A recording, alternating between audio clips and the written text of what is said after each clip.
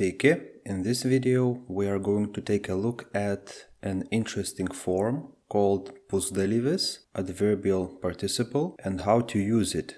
It might seem like an advanced topic at first, but I'm sure that examples will help you learn it quite well. As you can see from the slide, Pusdalyvis has to do with secondary actions of the sentence subject, and it signifies adverbial modifier. I don't want to spend too much time on this theory, so let's dive into practical application of Pusdalyvis. Pusdalyvis is made from infinitive and it has its characteristic prefix dam. It describes the subject, so it has only 4 forms: masculine and feminine singular and plural forms. It does not have any cases, which is good news for you. For example, here you have a word dirbti and 4 participle forms: masculine singular dirbdamas and plural dirbdami, and feminine dirbdama and dirbdamos. Let's take a look at Pusdalyvis in use. Rašydamas lietuviškai nedarau daug klaidų. You see, the whole phrase "when I am writing" is expressed in one word in Lithuanian, rašydamas. The same applies for other sentences. Gamindama, ji visada klausosi muzikos.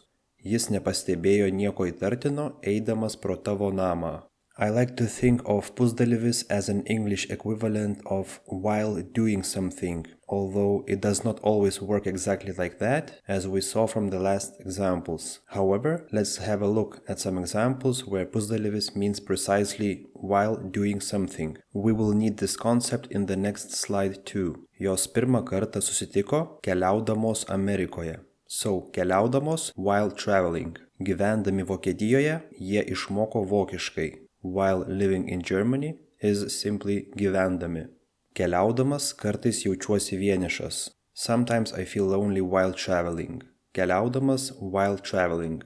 It is interesting to note that Pusdalyvis does not have real temporal reference. It depends on the main verb of the sentence. So, eidamas į darbą can be used as a universal phrase of saying on my way to work or while going to work, regardless of the tense of the main verb. Here you have 4 sentences which express 4 different tenses. Eidamas į darbą klausausi podcastų, which is present. Eidamas į darbą klausiausi podcastų, I listened to podcasts, which is past. Eidamas į darbą klausydavausi podcastų, I used to listen to podcasts. Eidamas į darbą klausysiuosi podcastų, I will listen to podcasts.